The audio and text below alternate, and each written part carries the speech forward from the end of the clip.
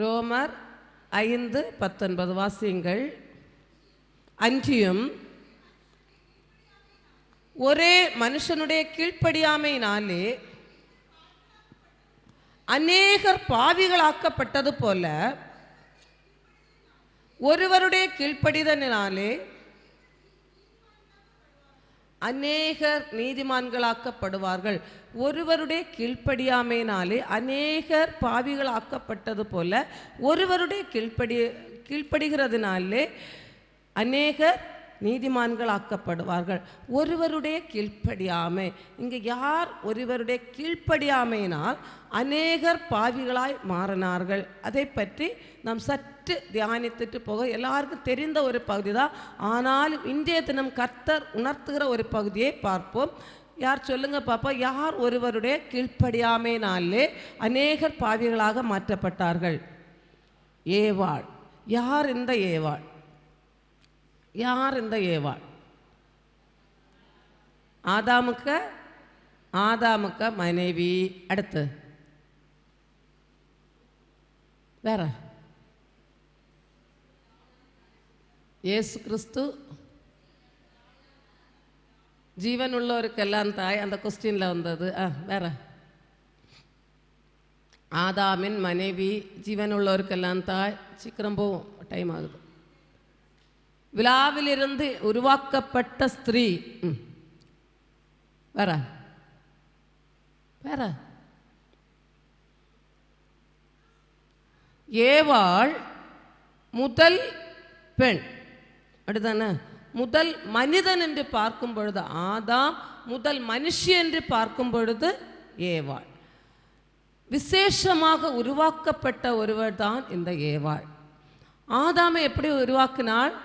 மண்ணினாலே ஆதாமை உருவாக்கினார். மிருகங்களை எப்படி உருவாக்கினார்? மண்ணினாலே மிருகங்களை உருவாக்கினார். பறவைகளை எப்படி உருவாக்கினார்? மண்ணினாலே உருவாக்கினார். ஜீவ ஜந்துக்கள் எல்லாவற்றையும் மண்ணினால் உருவாக்கினார். இந்த மனுஷனையும் மண்ணினால் உருவாக்கி, மனுஷையும் எப்படி உருவாக்கி இருக்கலாம்? மண்ணினால் உருவாக்கி இருக்கலாம். அப்படிதானே? மனுஷனை உருவாக்கின உடனே உனக்கு துணையா ஒரு மனுஷியை உருவாக்கி மண்ணினால் உருவாக்கி இருக்கலாம் இல்லையா? ஆனால் விசேஷமாய் உருவாக்கப்பட்ட ஒருவர் தான் இந்த ஏவாள். மண்ணினால் மனுஷனையும் மிருகங்களையும் பறவைகளையும் உருவாக்கின கர்த்தர் மனுஷியை விசேஷமாய் உருவாக்குகிறார். எப்படி உருவாக்குகிறார் என்று பார்க்கும் பொழுது வாசியுங்கள்.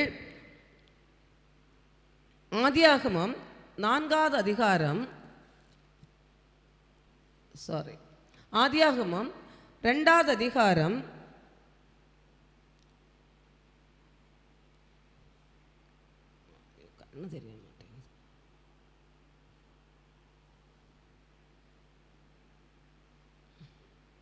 2:18 வாசியுங்கள். பின்பு தேவனாகிய கர்த்தர், மனுஷன் தனிமையாயிருப்பது நல்லதல்ல,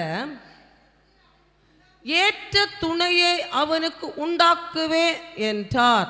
மனுஷன் தனியாய் இருப்பது நல்லதல்ல, ஏற்ற துணையை அவனுக்கு உண்டாக்குவேன். எப்படியான துணையை உண்டாக்குவேன் என்று சொல்லுகிறார்? ஏற்ற துணை. ஏற்ற துணை யாருக்கு? யாருக்கு உருவாக்கணும்?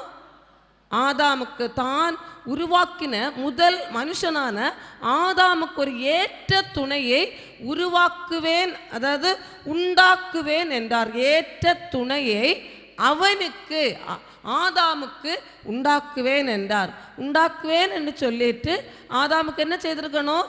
ஏற்ற துணை உண்டாயிருக்கணும். அப்படிதானே? ஆனால் கீழே உள்ள வசனத்தை வாசியுங்கள். ஏற்ற துணை உண்டாக்குவேன் என்று சொல்லி யாரை உருவாக்குறார் என்று பார்த்தால் வாசியுங்கள். 19வது வசனம்.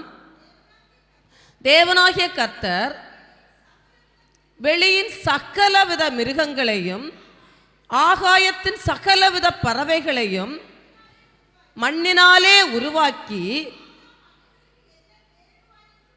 ஆதாம் அவைகளுக்கு என்ன பெயரிடுவான் என்று பார்க்கும்படி அவைகளை அவனிடத்தில் கொண்டு வந்தார். அந்தந்த ஜீவ ஜந்துக்கு ஆதாம் எந்தெந்த பெயரிட்டானோ அதுவே அதற்கு பேராயிற்று. 18வது வசனத்துல ஏற்ற துணையை அவனுக்கு உண்டாக்குவேன் என்று சொல்லுகிறார். 19வது வசனத்திலே எதை உண்டாக்குகிறார்? சகலவித மிருகங்களையும் ஆகாயத்தின் சகலவித பறவைகளையும் உண்டாக்குறார். ஏற்ற துணையை மனுஷனுக்கு உண்டாக்குவேன் என்று சொன்ன கர்த்தர் அடுத்ததுல முதலாவது உண்டாக்குறது யாரு? சகலவித மிருகங்களையும் சகலவித பறவைகளையும் உண்டாக்குகிறார். இவைகளை எதனால உண்டாக்குறார்? மண்ணினாலே உண்டாக்குகிறார். தேவன் மிக அன்புள்ளவர். தன்னுடைய முதல் உருவாக்கின மனுஷனாகிய ஆதாமிடத்திலே அன்பு கூர்ந்த தகப்பன் இவைகளையெல்லாம் உண்டாக்கிவிட்டு இவைகளையெல்லாம் யாரிடத்துல கொண்டு விடுகிறார்? ஆதாமிடத்துல கொண்டு விட ஆதாம் என்ன பெயரிடுவான் என்று பார்க்கும்படியாக. இப்போ உருவாக்கின ஆண்டவருக்கு பேர் போட தெரியுமா தெரியாதா? ஒரு சிங்கத்தை உருவாக்குனாரு, சிங்கம். புலின்னா புலி. அந்தந்த அன்னைக்குள்ள அந்த பாஷையெல்லாம் போட தெரியுமா தெரியாதா? எல்லாம் தெரிந்த ஆண்டவர். ஆனாலும் தன்னுடைய பிள்ளையுடைய வாயிலே இருந்து எப்படி வருது என்று பார்க்கறதுக்கு நம்ம பார்ப்போம். இந்த சின்ன பிள்ளைகள் பேசுறத அழகா பேசுறத ரசிப்போம், அப்படிதானே? அது நமக்கே தெரியும். நம்ம சொல்லுவோம், அப்பா பேர் சொல்லு பார்ப்போன்னு. நமக்கு பிள்ளையோட அப்பா பேர் தெரியாமல இருக்கும், அம்மா பேர் தெரியாமல இருக்கும், தெரியும். அத்தை பேர் சொல்லி. ஏன்னா அந்த பிள்ளைகளுடைய வாயிலிருந்து அந்த பேர்களை கேட்கக்கு ஒரு ஆசை. அதே போல தான் நம்முடைய கர்த்தராகி ஆண்டவரும் இந்த மிருகங்களையெல்லாம் உருவாக்கி தன்னுடைய பிள்ளையாகிய ஆதாமுக்கு எவ்வாறான ஞானம் இருக்கிறது, எவ்வாறான இந்த ஒவ்வொன்றை பகுத்தறிந்து எவ்வாறு பெயர் போடுகிறான் என்று பார்த்து ரசிக்கும்படியாக இந்த ஆதாமண்டையிலே இந்த மிருக ஜீவன்களையும் பறவைகளையும் கொண்டு விடுகிறார்.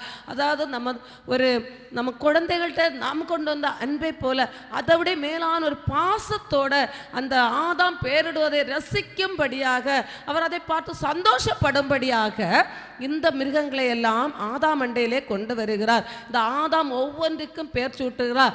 காகத்தை ஒரு பறவை, காகத்தை ஃபஸ்ட்டு பறவையாக கொண்டு விட்டுருப்பாங்க. அப்போ இது காகம், கிளி, மயில் இப்படி போட்டிருப்பார், அப்படிதானே? பேர் போட்ட மிருகங்களோடு இந்த ஆதாம் எப்படி இருந்திருப்பாரு? சந்தோஷமாக இருந்திருப்பார், அப்படிதானே? அதோட விளையாடி இருப்பார், கொஞ்சி இருப்பார். இந்த பாசமான அந்த மிருகங்களை எல்லாம் எடுத்து மடியில் வச்சு கொஞ்சி இருப்பார். அந்த பேர் ஒவ்வொரு பேரும் இவர் தான் ஆதாம் போட்டதுனாலே ஆதாம் ஒவ்வொரு பேரை சொல்லி சொல்லி கூப்பிட்டு இருப்பார். இப்போ புலின்னு கூப்பிட்டா புலி வருதா, இல்லை சிங்கம் வருதா, ஒவ்வொரு பேரும் அதுகளுக்கு புரிந்திருக்கா என்று பார்க்க அதோட பேரை கூப்பிட்டு பழகி இருப்பார். அப்படி நம்ம ஒரு குழந்தைக்கு ஒரு பேர் போட்டோம்னா அந்த பேர் உடனே அதுகளுக்கு நம்ம பேர் தான் தெரியுமா? திருப்பி கூப்பிடும்போது தான் அதுகளுக்கு அந்த பேர் தெரியும், அப்படி தானே? அந்த பேரை சொல்லி சொல்லி கூப்பிடும். நம்ம கூப்பிட்ட உடனே அதுக்கு தலையை திருப்பி பார்க்காங்களா, நம்மளை பார்க்காங்களா, அதை சின்னதில் அப்படியே ரசிப்போம். அதே போல் இந்த ஆதாமும் தான் பெற்ற பேரெல்லாம் இந்த பறவைகளும் விலங்குகளும் ரெஸ்பான்ஸ் பண்ணுகிறதா, ரியாக்ட் பண்ணுகிறதா என்று கவனமாய் பார்த்திருப்பார். ஆக இந்த மிருகங்களோடும் பறவைகளோடும் இந்த ஆதாம் டைம் ஸ்பெண்ட் பண்ணியிருப்பாங்க. அதாவது அவர்களோட மகிழ்ச்சியோட சந்தோஷமாக விளையாடி இருப்பாங்க, கொஞ்சி இருப்பாங்க. இப்போது இந்த ஆதாமுக்கு இந்த இவங்க கூடையே யார் இருப்பா? இந்த மிருகங்களும் பறவைகளும் சந்தோஷமாக இருப்பாங்க. ஆனாலும் ஆண்டவர் பார்க்கிறார், இவைகளை எல்லாம் நான் அதாவது ஏற்ற துணையை உண்டாக்குவேன் என்று சொல்லிட்டு இந்த மிருகங்களையும் பறவைகளை எல்லாம் உருவாக்கி ஆதாமிடத்திலே பேர் போட கொடுத்து ஆதாமும் அவர்களோடு ஒரு சந்தோஷமாக இருந்திருக்கலாம். அப்படி இருக்கும் பொழுது வாசியுங்கள் 20வது வசனம். அப்படியே ஆதாம் சகலவித நாட்டு மிருகங்களுக்கும் ஆகாயத்து பறவைகளுக்கும் சகலவித காட்டு மிருகங்களுக்கும் பேரிட்டான். ஆதாமுக்கோ ஏற்ற துணை இன்னும் காணப்படவில்லை. ஆண்டவர் பார்க்காரு, எல்லாத்துக்கும் பேரிட்ட எல்லாம் செய்தான். ஆனால் இந்த படைத்த இந்த மிருகங்கள் இது எல்லாம் ஆதாமுக்கு எப்படி இருக்கு? துணையாக இருக்கலாம், அதாவது கூடவே இருக்கலாம். ஆனால் ஏற்ற துணையாக காணப்படவில்லை. ஆதாமுக்கு இவைகள் ஒவ்வொன்று எவ்வளவுதான் அதை கூட டைம் ஸ்பெண்ட் பண்ணினாலும் அவைகள் ஒவ்வொன்றும் ஏற்ற துணையாக ஆதாமுக்கு காணப்படவில்லை. ஏற்ற துணையை உருவாக்குவேன் என்று சொல்லி மிருகங்களையும் பறவைகளையும் உண்டு பண்ணி அவர் கரத்திலே கொடுத்து விட்டு ஆண்டவர் பார்க்கிறார், இவைகளெல்லாம் என்னுடைய பிள்ளையாகி ஆதாமை சந்தோஷப்படுத்துகின்றதா, துணையாக காணப்படுகிறதா என்று பார்க்கும் பொழுது துணையாக இருக்கலாம், அவருடைய டைம் பாஸுக்கு இருக்கலாம், ஆனால் ஏற்ற துணையாக காணப்படவில்லை. அருமையான தேவனுடைய பிள்ளைகளே, இன்று நமக்கு ஏற்ற துணையாக எவைகள் காணப்படுகிறது? மிருகங்களுக்கு ஒத்த காரியங்களா, இல்லை மனுஷன் தேவன் பார்க்கும் பொழுது அடுத்த கட்டத்தில் பார்ப்போம் நாம் எந்த இடத்திலே இருக்கிறோம் என்று. இப்பொழுது ஆதாமை குறித்து பார்க்கும் பொழுது இவைகள் எல்லாம் ஆதாமை சுற்றி இருக்கிறத சகலவித காட்டு மிருகங்களும் நாட்டு மிருகங்களும் செல்ல பிராணிகளும் பறவைகளும் எல்லாம் சுற்றி இருந்தாலும் ஆதாமுக்கு ஏற்ற துணையை காணப்படவில்லை. ஏற்ற துணை இன்னும் காணப்படவில்லை. அப்பொழுது வாசியுங்கள் 21வது வசனம். அப்பொழுது தேவனாகிய கர்த்தர் ஆதாமுக்கு அயர்ந்த நித்திரையை வரப்பண்ணினார். அவன் நித்திரை அடைந்தான். அவன் விலா எலும்புகளில் ஒன்றை எடுத்து அந்த இடத்தை சதையினால் அடைத்தார். 22வது வசனம். தேவனாகிய கர்த்தர் தாம் மனுஷனில் எடுத்த விலா எலும்பை மனுஷியாக உருவாக்கி அவளை மனுஷனிடத்தில் கொண்டு வந்தார். இப்போ தேவனாகிய கதை ஆதாமுக்கு அயர்ந்த நித்திரை வரப்பன. அயர்ந்த நித்திரை ஒன்று மறியாத நித்திரை. நம்ம இன்னைக்கு இந்த உலகபரமாக சொல்லும்போது உலகத்தில் நடந்த ஃபஸ்ட் சர்ஜரி இதுதான். முதலாக நடந்த ஆப்ரேஷன் இதுதான். உறங்கிட்டு இருக்கும்போது யாருக்காவது ஒரு எலும்பை எடுக்க முடியுமா? நல்ல உறக்கம் தான். நம்ம நல்ல 2 நாளாக ஃபுல்லாக தூங்காமல் இருந்து பயங்கர டயர்டில் உறங்கிட்டு இருக்கும்போது நம்ம உடம்புல இருந்து ஒரு எலும்பை உருவி எடுத்தால் நமக்கு தெரியுமா தெரியாதா? அப்படி எடுக்க முடியுமா?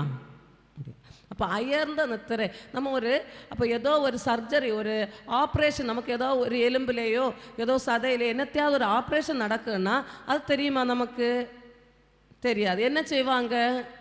நல்ல மயக்கி அயர்ந்து நம்ம ஏதோ உறங்கி எழும்பும்போ நமக்கு இந்த சிசேரியன் பண்ணினவங்களுக்கு தெரியும். நல்ல உறங்கி எழும்பும்போ கையில் குழந்தை இருந்த மாதிரி இருக்குது, அப்படி தானே? ஆனால் அதுக்குள்ளாடி எவ்வளோ காரியங்களெல்லாம் நடக்கும், ஆனால் நமக்கு தெரியாது. அதே போல் அயர்ந்த நித்திரை முதலாக நடந்த ஆப்ரேஷனும் முதலாக நடந்த மயக்க மருந்து எல்லாம் அங்கே தான் நடக்குது, சரியா? அப்போது இந்த ஆதாமுக்கு அயர்ந்த நித்திரையிலே இந்த விலா எலும்பை எடுத்து அந்த இடத்தை எதனால் மூடுறாரு? சதையினால் மூடி அடுத்து என்ன செய்யாரு? அப்போது இதெல்லாம் உறக்கத்தில் நடக்கும்போது ஆதாமுக்கு தெரியுமா தெரியலையா?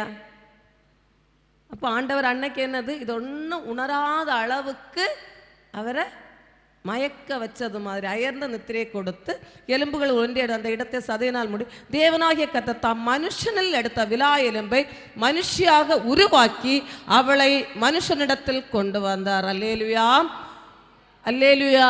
ஏனென்றால் இந்த மனுஷியையும் மண்ணினால் உருவாக்கலாம், ஆனால் இந்த மனுஷனுக்கு இவள் ஏற்ற துணையாக இருக்க வேண்டும். துணையாக மண்ணினால் உருவாக்கப்பட்டதெல்லாம் துணையாகவே தான் காணப்படுகிறது. ஆனால் ஏற்ற துணையாக ஒரு மனுஷனுக்கு ஏற்ற துணையாக காணப்பட வேண்டுமானால் அவள் மனுஷனிலிருந்து உருவாக்கப்பட்டவளாய் காணப்பட வேண்டும். மனுஷனுடைய சதைக்கு சதையாகவும் இரத்தத்திற்கு இரத்தமாகவும் அதிலிருந்து உருவாக்கப்படுகிற ஒரு ஆள் தான் அந்த மனுஷனுக்கு ஏற்ற துணையாக காணப்பட முடியும். மண்ணினால் உருவாக்குறதெல்லாம் அந்த ஏற்ற துணையாக காணப்படவில்லை. ஏற்ற துணையாக காணப்பட வேண்டுமானால் அது அந்த மனுஷனுடைய விலா எலும்பிலிருந்து எடுத்து உருவாக்கப்படுகிறது தான் ஏற்ற துணையாக காணப்படுகிறது. வேற எந்த இடத்திலும் விலா எலும்புகளினால் ஒன்றையும் சிருஷ்டிக்கப்படவில்லை. இந்த ஏவாளை மாத்திரம்தான் ஆண்டவர் விசேஷமாக உருவாக்குறார். விசேஷமாய் பார்த்து பார்த்து ஒரு விலா எலும்பை மட்டும் இப்படி எடுத்து வச்சுட்டு அப்படியே உருவாக்க முடியுமா? அந்த விலா எலும்பை வைத்து தேவன் அழகு பார்த்து ஒரு மனுஷியானவள் எப்படி இருக்க வேண்டும் என்பதை அழகாக நேர்த்தியாக ரசித்து மிக நேர்த்தியாய் தன்னுடைய செல்ல மகனாகிய ஆதாமுக்கு ஒரு ஏற்ற துணையாக ஒரு சந்தோஷத்தை கொடுக்கிற ஒரு மகளாய் உருவாக்க வேண்டும் என்று பார்த்து பார்த்து உருவாக்கப்பட்டவள் தான் இந்த ஏவாள். இந்த மனுஷனிடத்தில் எடுத்த மனுஷி. இந்த மனுஷியை இப்போ எல்லாம் உருவாக்கி எல்லாத்தையும் மிருக ஜீவன்களையும் உருவாக்கி யார் இடத்துல கொண்டு விட்டாங்க? ஆதாம் இடத்துல. இப்போ இந்த ஏவாளையும் முதல் மனுஷியாக, முதல் பெண்ணாக, முதல் தாயாக, முதல் பாட்டியாக, இப்படி எல்லாத்துக்கும் முதன்மை மிக்க ஒரு கனத்துக்குரிய பாத்திரமாய் யாரிடத்துல கொண்டு விடுகிறார்கள்? ஆதாம் அண்டையிலே கொண்டு விடுகிறார்கள். அப்போ ஆதாம் அதை பார்த்த உடனே என்ன சொல்லுகிறாங்க? வாசியங்கள் 23வது வசனம். அப்பொழுது ஆதாம், இவள் என் எலும்பில் எலும்பும் என் மாம்சத்தில் மாம்சமாய் இருக்கிறாள், இவள் மனுஷனில் எடுக்கப்பட்டபடியினால் மனுஷி எனப்படுவாள். மனுஷி எனப்படுவாள். மனுஷி என்றால் அதாவது எலும்பின் மனுஷனிடத்திலிருந்து எடுக்கப்பட்டவள். மனுஷனுடைய எலும்பில் எலும்பும் மாம்சத்தின் மாம்சமுமாய் இருக்கிறாள். எலும்பின் எலும்பும் மாம்சத்து ஒரு மனுஷனுடைய எலும்பின் எலும்பும் மாம்சத்தின் மாம்சமாய் இருக்கிறவள் தான் மனுஷி. இந்த மனுஷி ஒரு மனுஷனுக்கு ஏற்ற துணையாக இருக்க வேண்டுமானால் அந்த மனுஷனுடைய எலும்புக்கு எலும்பும் இரத்தத்திற்கு இரத்தவுமாய் இருக்கிறார். அதாவது எலும்புக்கு எலும்பும் மாம்சத்தின் மாம்சமாய் இருக்கிறவள் தான் மனுஷி. ஏற்ற துணையாக இருப்பாள். ஒருவனுக்கு ஒரு மனுஷனுக்கு ஏற்ற துணை அந்த மனுஷனுடைய எலும்புக்கு எலும்பும் மாம்சத்துக்கு மாம்சமாய் இருக்கிறவள் தான் அந்த ஏற்ற துணையாய் மனுஷியாய் தேவன் உருவாக்குறார். அருமையான தேவனுடைய பிள்ளைகளே, நாம் எந்த இடத்திலே இருக்கிறோம்? ஏற்ற துணையாக இருக்கிறோமா? இந்த மனுஷனுக்கு ஏற்ற துணையாக இருக்க வேண்டும் என்று பார்த்து பார்த்து உருவாக்கப்பட்டதான் இந்த மனுஷி. நாம் எந்த இடத்திலே இருக்கிறோம்? இந்த மனுஷனுக்கு, நமக்காக கொடுக்கப்பட்ட மனுஷனுக்கு, நமக்காக கொடுக்கப்பட்ட புருஷருக்கு நாம் மனைவி என்ற அந்தஸ்திலே இருந்து ஏற்ற துணையாக நம்மை உருவாக்கி இருக்கிறார். நாம் எந்த இடத்திலே இருந்து கொண்டிருக்கிறோம்? சற்று நாம் தியானிக்க வேண்டும். இவன் மனுஷி என்னப்படுவாள் என்றார். ஆனால் பேர் போட்டிருந்தா இவளோட மனுஷனிலிருந்து எடுக்கப்பட்டதுனாலே மனுஷி என்று பேர் சொல்லுகிறான். இவளுடைய பேர் எங்க போடுகிறார் என்றால் வாசியங்கள் 3வது அதிகாரம் 20வது வசனம். ஆதாம் தன் மனைவிக்கு ஏவாள் என்று பெயரிட்டான், ஏனெனில் அவள் ஜீவன் உள்ளோருக்கெல்லாம் தாயானவள். ஆதாம் தன் மனைவிக்கு ஏவாள் என்று பெயரிட்டாள். ஏவாள் என்று யார் பெயர் போடுவது? ஆதாம் பெயரிட்டது. அந்த அவளுடைய ஏனெனில் அவள் ஜீவன் உள்ளோருக்கெல்லாம் தாயானவள். அவள் ஜீவன் உள்ளோருக்கெல்லாம் தாயானவள். எல்லாருக்கும் ஜீவனுள்ள எல்லாருக்கும் தாயாய் இருப்பவள் யார் தான்? இந்த ஏவாள். அடுத்து பிறக்கிற எல்லா அதாவது ஆதாம் ஏவாள் வழியாய் பிறக்கிற ஒவ்வொருவருக்கும் தாயாய் இருப்பவள். ஜீவனோடு இருக்கிற ஒவ்வொருவருக்கும் தாயானவள் இந்த ஏவாள். அவ்வளவு மகிமையும் மகத்துவம் பொருந்தின ஏவாள், ஆதாமுக்கு ஏற்ற துணையாக கொடுக்கப்பட்ட ஏவாள், அவள் என்ன செய்தாள் என்று பார்க்கும் பொழுது அவளுடைய கேரக்டர், குணாதிசயங்கள் எப்படியாக இப்போ ஆண்டவர் ஆதாமை உருவாக்குறார். ஆதாமை உருவாக்கின பின்பு சகலவித காட்டு ஜீவன்கள், மிருக ஜீவன்களையும் பறவைகளையும் உருவாக்குறார். அதற்கு பின்பாடு இந்த மனிதனுக்கு இன்னும் சந்தோஷமாக இருக்க வேண்டும், இன்னும் என்னுடைய குமாரன் அவனுக்கு துணையாக இந்த மிருகங்கள் இருந்தாலும் ஏற்ற துணையாக ஒரு மனுஷி இருக்க வேண்டும் என்று பார்த்து பார்த்து இந்த ஏவாளையும் உருவாக்கி அழகாய் இந்த ஏதேன் தோட்டத்திலே மிருகங்களும் ஆதாமும் ஏவாளும் இயேசுமாய் மிக சந்தோஷமாய் வாழ்ந்து கொண்டிருக்கிறார்கள்.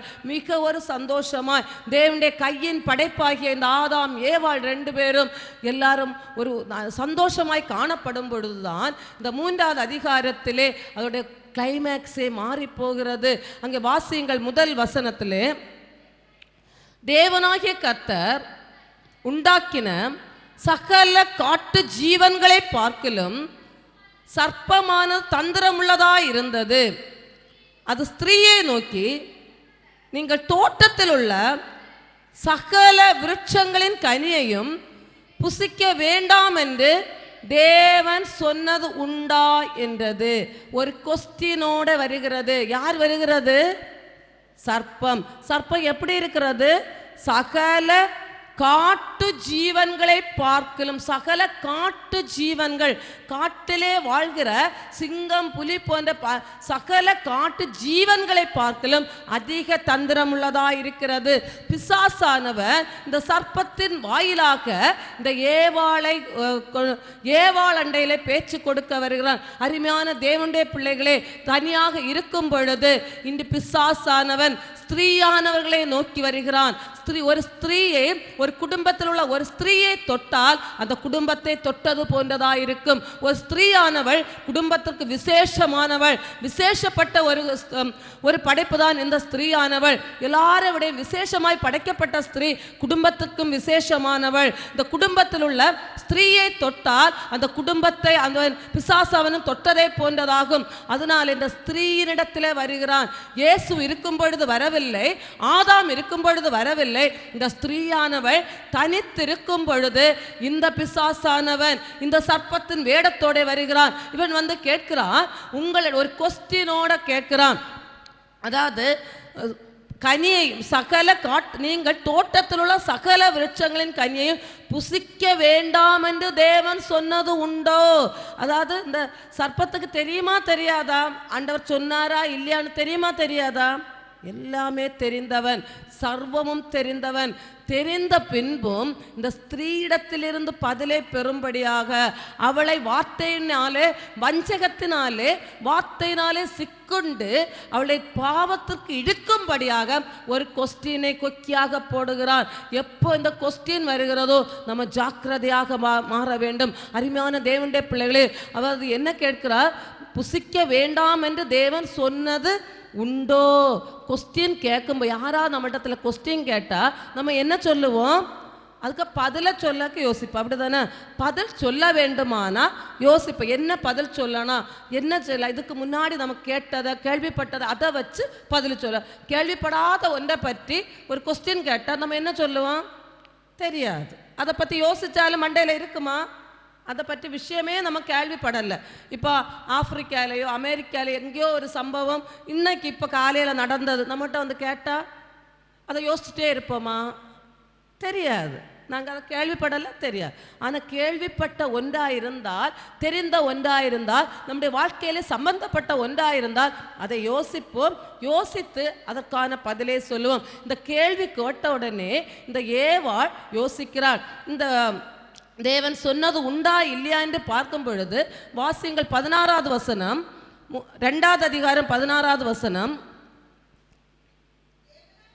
தேவனாகிய கர்த்தர் மனுஷனை நோக்கி, நீ தோட்டத்தில் உள்ள சகல விருட்சத்தின் கனியையும் புசிக்கவே புசிக்கலாம், ஆனாலும் நன்மை தீமை அறியத்தக்க விருட்சத்தின் கனியை புசிக்க வேண்டாம், அதை நீ புசிக்கும் நாளிலே சாகவே சாவா என்று கட்டளையிட்டார்.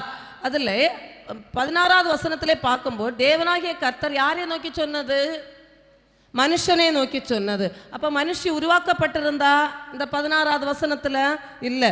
மனுஷி உருவாக்கப்படுகிறது எங்கே வருது? 21வது வசனத்தில் தான் வருது. அப்போ அந்த இடத்துல மனுஷி இருந்திருந்தா இல்லை. ஆனால் ஏவாள் தெரிந்திருந்தா, இந்த சம்பவம் இப்படி சொல்லியிருக்குன்னுள்ளதை கேள்விப்பட்டிருந்தா இல்லையா? தெரிஞ்சது. ஏன்னா அடுத்த வசனத்தில் அவள் பதில் சொல்லுகிறா. என்ன சொல்லுகிறா? வாசியுங்கள் 3வது அதிகாரம் 3வது வசனம். ஆனால் அதாவது 2வது வசனத்திலிருந்து வாசியுங்கள். ஸ்திரீ சர்ப்பத்தை பார்த்து, நாங்கள் தோட்டத்தில் உள்ள விருட்சங்களின் கனிகளை புசிக்கலாம், ஆனாலும் தோட்டத்தின் நடுவில் இருக்கிற விருட்சத்தின் கனியை குறித்து தேவன் நீங்கள் சாகாதபடிக்கு அதை புசிக்கவும் அதை தொடவும் வேண்டாம் என்று சொன்னார் என்றார். அப்போ தேவன் சொன்னார். அப்போ மனுஷனிடத்திலே சொன்ன தேவன் மனுஷியாகிய ஏவாளிடத்திலே சொல்லியிருப்பாரா இல்லையா? அவள் தான் சொல்லாரு, அதை தொடவும் வேண்டாம் என்று சொன்னார். யார் சொன்னது? நாங்கள் தோட்டத்தின் நடுவில் இருக்கிற விருட்சத்தின் கனியை குறித்து தேவன். யார் சொல்லியது? தேவன் நீங்கள் சாகாதபடிக்கு அதை புசிக்கவும் அதை தொடவும் வேண்டாம் என்று சொன்னார்.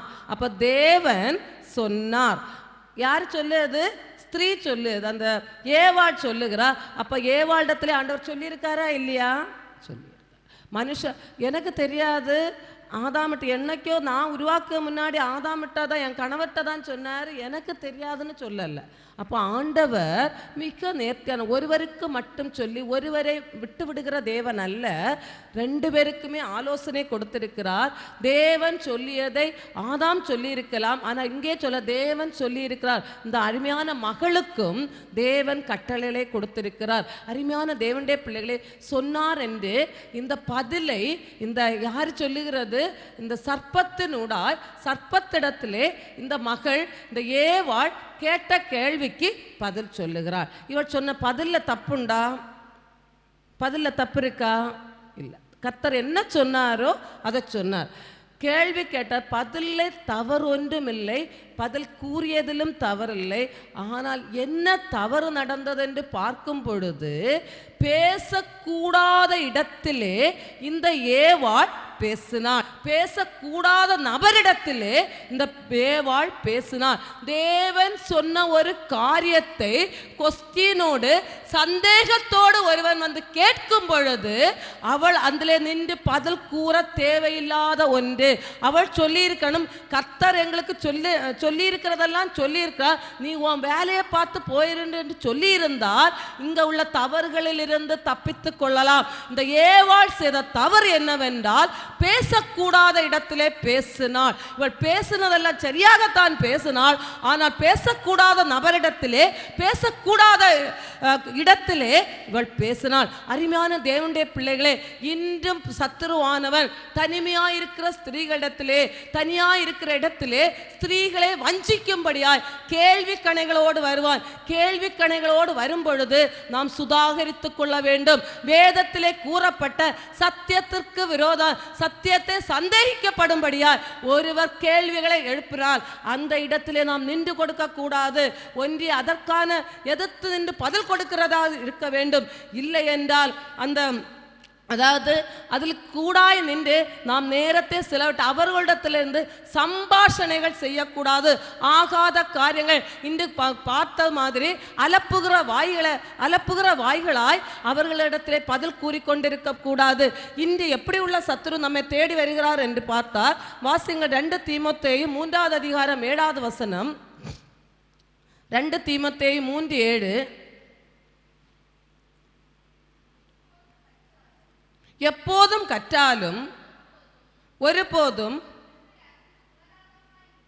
கர்த்தரை அறிந்து உணராதவர்களாய் இருக்கிற பெண் பிள்ளைகளுடைய வீடுகளில் இப்படிப்பட்டவர்கள் நுழைந்து அவர்களை வசப்படுத்தி கொள்ளுகிறார்கள். இப்படிப்பட்ட பெண், எப்பொழுது கற்றாலும் அறியாதிருக்கிற இப்படிப்பட்ட பெண் பிள்ளைகளுடைய வீட்டிலே அவர்கள் என்று சொல்லும் பொழுது இந்த சத்துருவானவன் பிசாசானவன் வேஷங்களை தரித்தவர்களாய் கள்ள தீர்க்கதரிசிகள் மூலம் போல, அதாவது ஒளியின் தூதனுடைய வேஷம் தரித்தவர்களாய் சத்தியத்தை கூறுகிறவர்கள் போன்று வேஷம் தரித்தவர்களாய் அதை தனித்திருக்கிற பெண் பிள்ளைகளுடைய அவர்களை வசப்படுத்திக் கொள்ளும்படியா இந்த அநேகர் அணுகிறார்கள். அவர்கள் கேட்பாங்க, அதாவது நம்ம வீட்டில் ஆம்பளைகள் இருந்தால் அதுக்குள்ள பதிலை கொடுப்பாங்க. நம்மிடத்திலே பல சந்தேகப்படும்படியான வேதத்துக்கு சந்தேகத்தை உருவாக்குறது மாதிரி கேள்விகளை கேட்பார்கள். அவங்க அதுக்குள்ள ஒரு பதிலை சொல்லுவாங்க. அந்த பதில் நம்மிடத்திலேருந்து குறைஞ்சிட்டே இருக்கும். ஓ, இப்படியா இருக்குமோ அப்படியா இருக்குமோ என்று. அதுதான் இந்த ஏவாளுக்கு நடக்கிறது. சர்ப்பம் கேட்ட உடனே, அதாவது உண்டா என்று கேட்ட உடனே சொல்லியிருக்கிறான், ஆமாம் எங்களுக்கு ஆண்டவர் சொல்லியிருக்கா, கட்டளை தந்திருக்கிறார், நாங்கள் அதை பார்த்துக்கோ, நீ உன் வேலையை பார்த்து போய் என்று அதிலே நோஸ்கட் பண்ணி விட்டு இருந்திருந்தால் இந்த பெரிய பாவத்திலிருந்து தப்பித்து கொள்ளலாம். ஆனாலோ இந்த ஏவாள் பேசக்கூடாத இடத்திலே, பேசக்கூடாத நபரிடத்திலே தன்னுடைய நேரத்தை செலவழித்து தன்னுடைய பதில்களை கொடுத்து கொண்டிருக்கிறாள். அவன் ஒரு கொஸ்டின் தான் கேட்டா, இவள் பதில் சொல்லுகிறாள். உடனே அவனுடைய கான்வர்சேஷன், அவனுடைய டயலாக்குகள் திருப்பியும் பதில்கள் வருகிறது. உடனே 4வது வசனத்தை வாசியுங்கள். அப்பொழுது சர்ப்பம் ஸ்திரீயை நோக்கி, நீங்கள் சாகவே சாவதில்லை. அதாவது இந்த சர்ப்பத்துக்கு ஒரு க்ளூ கிடைச்சாச்சு. ஆண்டவர் இவர்களிடத்துல என்ன சொல்லி இருக்கிறார். அவர்கள் சொன்னாங்க, அதாவது நம்மகிட்ட இருக்கிற அந்த நெகட்டிவ் பாயிண்ட்ஸ் எடுப்பாங்க. இங்க என்ன சொல்லுங்க, நீங்கள் சாகாதபடிக்கு அதை புசிக்கவும் அதை தொடவும் வேண்டாம் என்று சொன்னார். அதாவது அவர் என்ன சொன்னாரு, நம்முடைய 17வது வசனத்திலே வாசிக்கும் பொழுது ஆண்டவர் சொல்லுகிறார், அதை நீ புசிக்கும் நாளிலே சாகவே சாவாய். அதை புசித்தால் நீ என்ன செய்வாய், சாகவே சாவாய். அப்போ இவங்க புசித்தா சாகவே சாவாய் என்று சொல்லும் பொழுது இவ அதை எதிர்மறையாய் சொல்லுகிறான், மாற்றி சொல்லுகிறான். அது என்ன சொல்லுகிறார், 4வது வசனத்திலே பார்க்கும் பொழுது சர்ப்பம் ஸ்திரீயை நோக்கி, நீங்கள் சாகவே சாவதில்லை. ஆண்டவர் என்ன சொன்னாரு, நீங்கள் சாகவே சாவீர்கள். சர்ப்பம் என்ன சொல்லுது, சாகவே சாவதில்லை. ரெண்டு முரண்பட்ட கருத்துக்கள். உடனேயாவது இந்த ஸ்திரீயானவள், இந்த ஏவாள் உணர்வடைந்திருக்க வேண்டும். ஆண்டவர் இயேசு நம்மளை நடத்துகிற தகப்பன் என்ன சொன்ன, நம்முடைய தகப்பன் என்ன சொன்னார், நீங்கள் புசித்தால் சாகவே சாவீர்கள் என்று சொன்னார். இன்னைக்கு புதுசா வந்தவன் சொல்லுகிறார், இதை புசித்தால் சாகவே சாவதில்லை. ரெண்டு மாறுபாடா இருக்கிறது. அப்ப அதுகிட்ட சொல்லியிருக்கணும், அப்ப இருடா நீ சரி இருக்கட்டும், என் தகப்பன் வரும் பொழுது இன்னைக்கு குளிர்ச்சியான நேரத்தில் எங்களோட உலாவும்படியா என் தகப்பன் வருவார், அவரிடத்துல இந்த கேள்வியை நான் கேட்டுட்டு பதில் சொல்லலன்னு உஷாராயிருக்கணும். ஆனால் இந்த மகள் அதை பொருட்படுத்தவில்லை. இந்த சாத்தான் சொன்னதே மண்டைக்குள்ளாய் போக ஆரம்பிக்கிறது. அவள் ஆண்டவர் சொன்ன கற்பனைகள், ஆண்டவர் கொடுத்த கட்டளை, ஆண்டவர் சொன்ன எல்லாவற்றையும் விட்டுவிட்டு, தகப்பன் அனுதினமும் கொடுத்த அந்த கற்பனைகளை எல்லாம் விட்டுவிட்டு அவளுடைய இருதயம் இந்த பொல்லாத சத்துருவானவர் சாத்தான் விதைத்த விதைக்குள்ளாய் அவளுடைய இருதயம் சென்று விடுகிறது. அருமையான தேவனுடைய பிள்ளைகளே, நாம் சத்துருவுக்கு அந்த சந்தேகத்துக்கு இடமான கொஸ்டின் கேட்கிறவருக்கு கொஞ்சம் இடத்தை கொடுத்தால் போதும், நம்முடைய உள்ளங்கள் அந்த சத்துருடைய கைக்கு போய்விடும். நம்மிடத்துல கேட்பாங்க, ஓ ஒரு இடமும் இல்லாத சத்தியமோ அப்படி கேட்பாங்க. ஒரு கொஸ்டினோட இந்த எக்ஸாம்பிளாட்ட நம்மகிட்ட அடிக்கடி நம்ம எல்லார்ட்ட காதுக்கும் விழுந்துறானு, நகை அணியபாதன்னு பைபிளில் இருக்கோ, நேரடி அப்படி இருக்கோ, எல்லாரும் அந்த கொஸ்டின் ஃபேஸ் பண்ணி இருக்கோ அணிய, அதாவது நம்முடைய வேதத்தில் உண்டா இல்லையா, இப்படி அவங்க எல்லாம் பைபிள் ஃபுல்லாக படித்தவங்க தான் கேட்குறது. தெரியாத புறஜாதிகள் யாரும் கேட்க மாட்டாங்க. எல்லாம் கற்று தேர்ந்தவர்கள் கேட்குற கொஸ்டின் தான் இது. எல்லாம் தெரிஞ்சிட்டு அப்போ அவங்கள்ட்ட நின்று நம்ம திருப்பி ஒரு பதிலை கொடுத்தா அதுக்கு இன்னொரு வசனத்தின் மூலம் இன்னொரு பதிலை சொல்லுவாங்க. நம்ம அடுத்து சொல்லும்போது இன்னொரு கொஞ்ச நேரம் கழிஞ்சு எல்லாம் போயிட்டு நமக்கு அவங்க சொன்னதெல்லாம் மண்டையில் இப்படி இருக்குமோ, அப்படியா இவங்க எல்லாம் இப்படி இருந்தால் நல்லா தானே இருக்காங்க, அவங்க சொன்ன ஆலோசனைகள் எல்லாம் மண்டைக்குள்ளாடிடும். அதுதான் அந்த இடங்களை விட்டு நாம் விலகி ஓட வேண்டும். இந்த ஏவாள், இந்த பிசாசு அவனை ஒரு கொஸ்டின், தேவனுடைய வார்த்தைக்கு விரோதமாய் கொஸ்டினை எழுப்பின உடனே அவள் அந்த இடத்தை விட்டு விலகி போயிருந்தால் இவள் தப்பித்திருக்கலாம். ஆனால் அதோடு கூட சம்பாஷிக்கிறாள், அதோடு கூட கேள்விக்கு பதிலாய் ஒவ்வொன்று பதிலாய் சொல்ல சொல்ல இப்பொழுது அவன் விதைத்த விதைகள் அவளுடைய இதயத்துக்குள்ளாய் அவளுடைய மண்டைக்குள்ளாய் போகிறது. அதை பற்றியே சிந்திக்க ஆரம்பிக்கிறாள். கர்த்தர் கொடுத்த கட்டளைகளை மறக்கிறாள். அருமையான தேவனுடைய பிள்ளைகளே, ஒரு சிறு இடத்தை நாம் கொடுத்தால் போதும், பிசாசானவன் நெருக்கி விடுவான். ஒரு ஸ்திரீயை தொட்டால் குடும்பத்தை தொடுகிறதற்கு அவன் சமமாய் காணப்படுகிறது. அந்த எந்த இடத்துல வீக்கா இருக்கிறோ அந்த இடத்தை அவன் வந்து பிடிக்க பார்க்கிறான். இந்த இடத்திலே இந்த ஏவாள் என்ன செய்கிறாள் என்றால், 5வது வசனத்தை வாசியுங்கள். நீங்கள் இதை புசிக்கும் நாளிலே, அதாவது 4வது வசனத்தில் அவன் சொல்ல, நீங்கள் சாகவே சாகல. ஃபர்ஸ்ட் அவளோட தலையில ஒரு பெரிய ஐஸ், நீங்க சாகவே சாக. ஏசு என்ன சொன்னாரு, புசித்தா சாகவே அப்போ இதுக்கு ஆப்போசிட். இது சூப்பராக இருக்கே, நம்ம புசித்தாலும் என்ன செய்ய மாட்டோம், அது அவளுக்கு மனசுக்கு பிரியமாக இருக்கிறது. 2வதாக பார்க்கும் பொழுது, நீங்கள் இதை புசிக்கும் நாளில் உங்கள் கண்கள் திறக்கப்படும். 2வது அவருடைய கண்கள் திறக்கப்படும் என்று கூறுகிறார். 3வதாக பார்க்கும்போது, நீங்கள் நன்மை தீமை அறிந்து தேவர்களைப் போல் இருப்பீர்கள். தேவர்களைப் போல் அவளுடைய மனுஷ சுபாவத்தில் இருந்து ஒரு படி மேலே ஏற்றி எப்படி இருக்குன்னு சொல்லுவாங்க, தேவர்களைப் போல இருப்பாங்க. அப்போ இதெல்லாம் கேட்க கேட்க எல்லாமே இருதயத்துக்கு பூரிப்பாகிறது. உண்டாக்குகிறது. முதலாவதாக சொல்லுகிறார், நீங்கள் சாகவே சாவதில்லை என்று. திருப்பி அடுத்த என்ன சொல்ல, உங்கள் கண்கள் திறக்கப்படும். அதுக்கு மேல சொல்ல, நீங்கள் இப்படி மனுஷன் மாதிரி இருக்க மாட்டீங்க, இந்த தேவனை போல, இந்த ஆண்டவரை போல, உங்க அப்பாவை போல, இயேசுவை போல, தேவர்களை போல ஆக. இது எல்லாம் கேட்கும் பொழுது இந்த ஏவாளுடைய இருதயம் அதற்கு மேல் நாட்டம் கொள்கிறது. கர்த்தர் கொடுத்த கட்டளைகள், உடன்படிக்கைகள் எல்லாம் மறந்து இந்த பிசாசானவன் காட்டின இச்சைகள், பிசாசானவன் காட்டின இந்த ஆஃபர்கள், பிசாசான இந்த சர்ப்பமானது கூறிய இந்த காதுக்கு இனிமையான கூறிய வார்த்தைகள் எல்லாம் அவளுடைய இருதயம், அவளுடைய மண்டை ஃபுல்லா அவளை சுற்றிலும் அதுவே சுற்றி கொண்டே இருக்கிறது. உடனே வாசியுங்கள், 6வது வசனம் வாசியுங்கள். அப்பொழுது ஸ்திரீயானவள் அந்த விருட்சம் புசிப்புக்கு நல்லதும் பார்வைக்கு இன்பமும் புத்தியை தெளிவிக்கிறதுக்கு இச்சிக்கப்படத்தக்க விருட்சமுமாய் இருக்கிறது என்று கண்டு அதன் கனியை பறித்து புசித்து தன் புருஷனுக்கும் கொடுத்தாள், அவனும் புசித்தான். அப்பொழுது ஸ்திரீயானவள், அதாவது இந்த தோட்டத்தில் அவர்கள் எத்தனை நாட்களாக இருக்காங்க? பல நாட்களாக இருக்காங்க. இவள் வந்ததிலிருந்து அந்த தோட்டம் இருக்கிற, தோட்டத்தின் நடுவில் உள்ள அந்த விருட்சமும் இருக்கிறது. ஆனால் என்னைக்கு அந்த விருட்சத்தை பார்க்கிறாள், ஒரு நாள் கூட அந்த விருட்சத்தின் கனியை புசிக்கணும்னு தோணுச்சா? தோணவே இல்லை. கர்த்தர் கொடுத்த ஆலோசனை, கர்த்தர் கொடுத்த கட்டளை அவருடைய இருதயத்திலே நிற்கிறது. எப்பொழுது என்னைக்கும் பார்க்கிற தோட்டம், என்னைக்கும் பார்க்கிற விருட்சம், என்னைக்கும் பார்க்கிற அந்த கனி, அந்த பழம் என்னைக்கும் தான் பார்க்கிறார். என்னைக்கும் அவளுக்கு சாதாரணமாய்ப்பட்டது. ஆனால் இந்த சத்துருவானவன் எப்பொழுது இந்த சர்ப்பமானது இவளோட இடைப்பட்டதோ, எப்பொழுது பேசி அவளுடைய இருதயத்துக்குள்ளே விதைத்ததோ, எப்பொழுது இவள் சர்ப்பத்துடைய வார்த்தையை கேட்டாளோ, அப்பொழுது இவளுடைய பார்வை மாறுகிறது, சிந்தனை மாறுகிறது.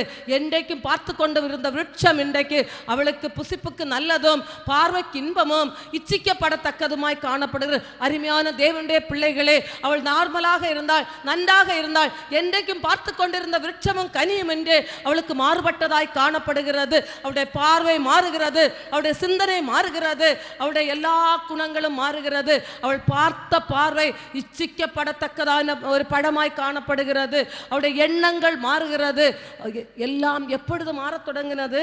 எப்பொழுது இந்த பிசாசானவன் இவளை அந்த பிசாசானவனுடன் இந்த பேச்சை கொடுத்தாளோ, இந்த சர்ப்பத்தோடு பேச்சை கொடுத்து சம்பாஷித்து அவன் கொடுத்த ஆலோசனைகள், பேச்சு கொடுக்க தான் முதல்ல வந்து சொன்னாங்க. இந்த சர்ப்பம் வந்து முதல்ல சொல்லிச்சா, நீங்கள் சாகவே சாக மாட்டீர்கள், உங்கள் கண்கள் திறக்கப்படும், நீங்கள் தேவர்களைப் போல இருப்பீர்கள் முதல்ல சொல்லியிருந்தா? இல்லை. எப்போ ஃபஸ்ட்டு ஒன்று கேட்டாங்க, பதில் சொன்னாங்க, அடுத்து கேட்டாங்க. எப்போ பேச்சு கொடுத்து கொஞ்சம் நெருங்க தொடங்கின உடனே தான் இந்த ஆஃபர், இந்த பழத்தை புசித்தால் என்னென்ன கிடைக்கும் என்று சொல்ல ஆரம்பி. அதாவது கர்த்தர் கூறினதற்கு மாறாக இங்கே கூறி அவருடைய இருதயத்தை மாற்றுகிறது. அவள் மொத்தமாய் மாறிப்போர்கள். அவருடைய பார்வைகளும் எண்ணங்களும் மாறுகிறது. அருமையான தேவனுடைய பிள்ளைகளே, நாம் தேவனுடைய வசனத்துக்குள்ளாய், வார்த்தைக்குள்ளாய், கர்த்தருக்குள்ளாய் இருக்கும் பொழுது நம்முடைய பார்வைகளும் எண்ணங்களும் சரியாக இருக்கும். எப்பொழுது ஒருவன் வந்து நம்முடைய வஞ்சிக்கும்படியான கேள்விகளையும் பதில்களையும் கேட்டு நாம் அவர்களோடு சம்பாஷிக்கிறோமோ, நம்முடைய இருதயத்தை மாற பண்ணும்படியான ஆலோசனைகளை கூறுகிறார். அதை கேட்கும் பொழுது நம்முடைய இருதயங்களும் நம்முடைய கண்களும் பார்வைகளும் மாறத் தொடங்குகிறது. அல்லேலுயா, அல்லேலுயா, அல்லேலுயா. ஒரு சின்ன இடத்துக்கு கூட நாம் அந்த சந்தேகத்தோடு கேட்கிறவர்களுக்கு பதில் கூற நிற்கக்கூடாது. அந்த இடத்திலே வசனத்தின் அடிப்படையில் நாம் சொல்லிவிட்டு மாறிக்கொள்ள வேண்டும். அவருடைய ஆலோசனைகளை எப்போதும் நாம் கேட்கக்கூடாது.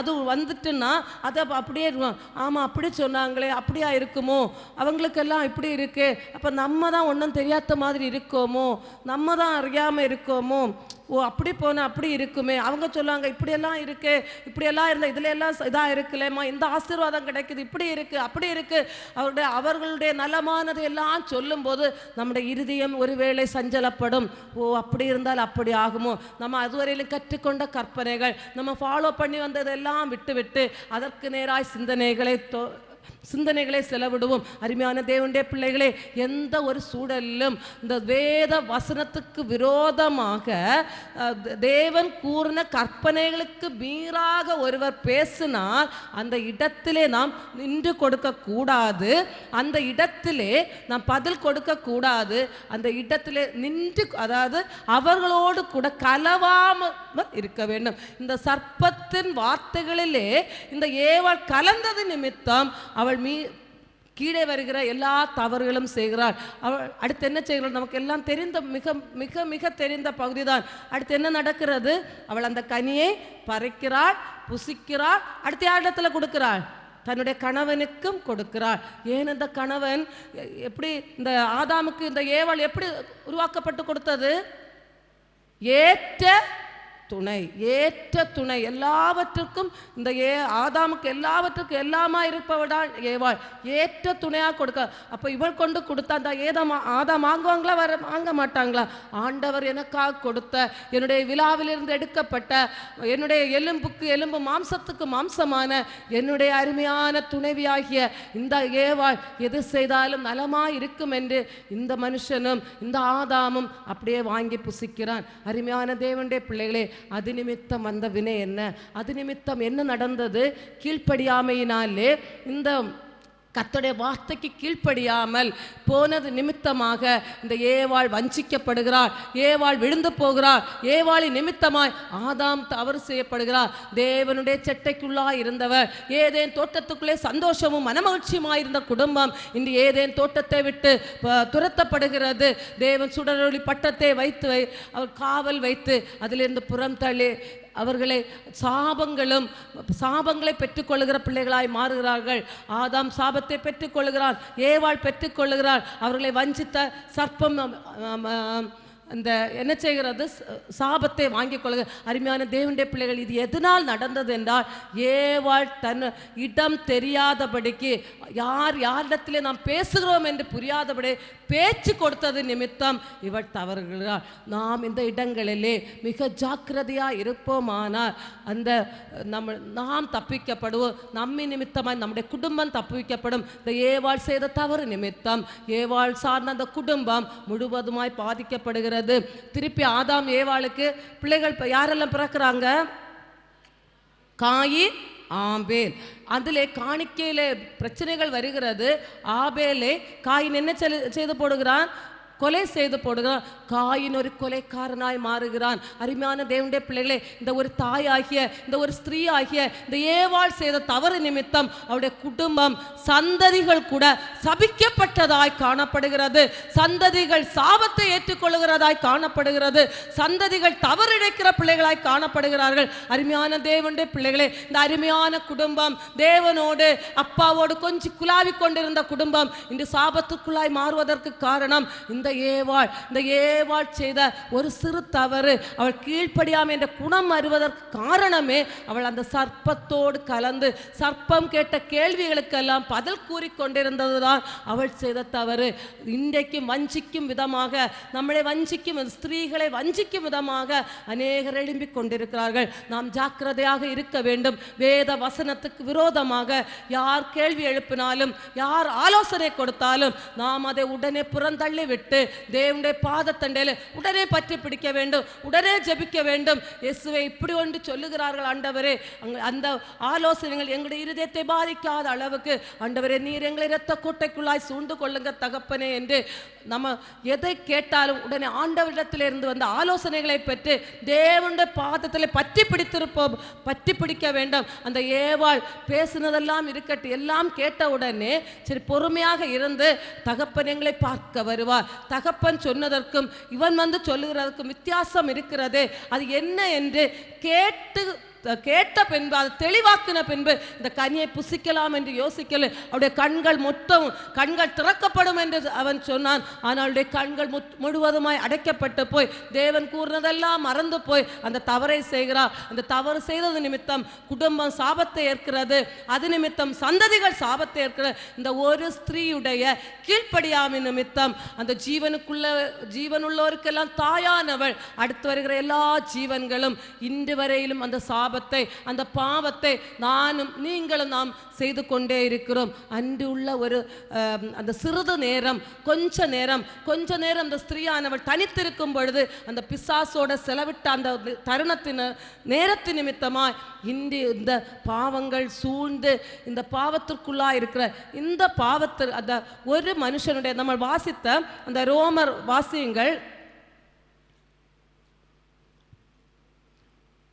ரோமர் 5:19 வாசியுங்கள்.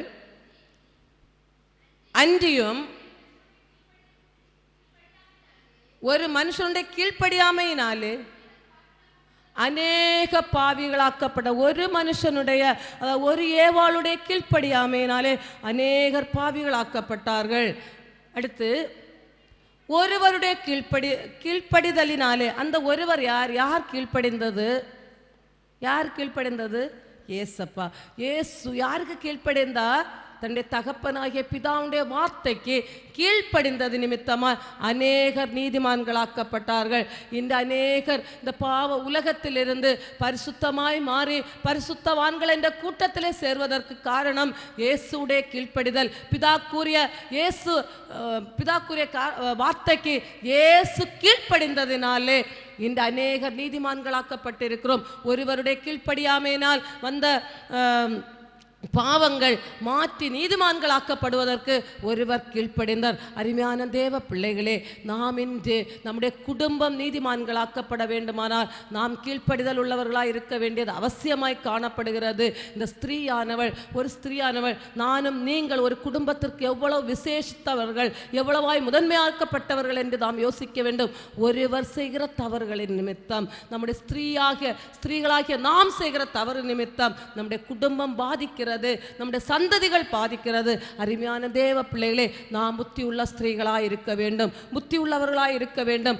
ஆதாமுக்கு ஏற்ற துணையாக இந்த ஏவாளை கொடுத்தார். நாம் தேவன் சந்தோஷப்படுகிற பண்ணமாய் நாம் அவர்களுக்கு ஏற்ற துணையாக இருக்க வேண்டும். தவறான ஆலோசனைகள் எங்கிருந்தாவது யாரிடமா இருந்தாது கேட்டுக்கொண்டு நம்முடைய குடும்பத்தில் உள்ளவர்களையும் நாம் வேற்று வழியிலே செல்லும்படியான ஆலோசனை கொடுக்கிற பிள்ளைகளாய் இருக்கக்கூடாது.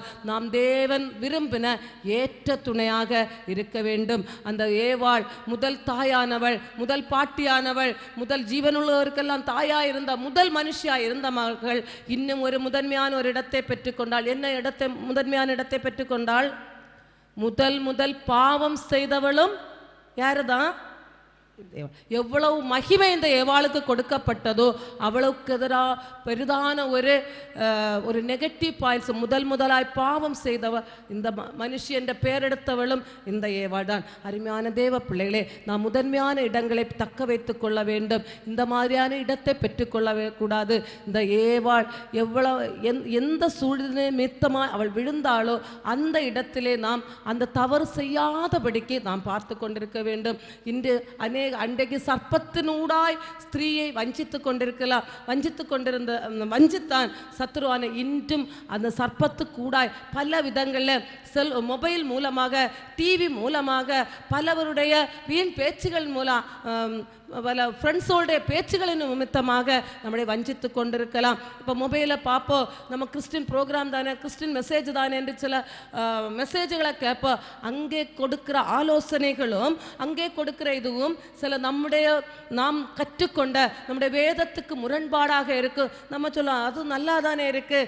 அதன் வழியாக சத்ருவான இன்னைக்குள்ள எந்த ட்ரெண்டோ, நம்ம எந்த இடத்துல வீக்காக இருக்கோ அதன் வழியாய் சத்ருவானவன் வருவார். நம்ம எந்த இடத்திலே இருந்தாலும் வஞ்சிக்கப்பட்டு போகாதபடிக்கு ஜாக்கிரதை உள்ள பிள்ளைகளாக இருக்க வேண்டும். நம்முடைய இருதயத்தை சத்ருவானவனுக்கு நாம் விட்டு கொடுத்தோமானால் நாமும் கெட்டு போவோம், நம்முடைய குடும்பம் போகும். அதன் நிமித்தமாக நம்முடைய சந்ததிகளும் தலைமுறைகளும் கெட்டு போகும் என்பதற்கு எந்த சந்தேகமும் இல்லை.